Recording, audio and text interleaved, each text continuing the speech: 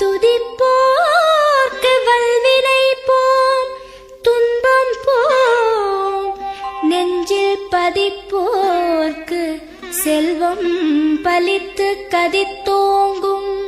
நிஷ்டையும் கைகூடும் நீ மலரருள் கந்த சஷ்டி கவசந்தனை, அமரரிடர் தீர அமரம் புரிந்த குமரனடி நெஞ்சே குறி.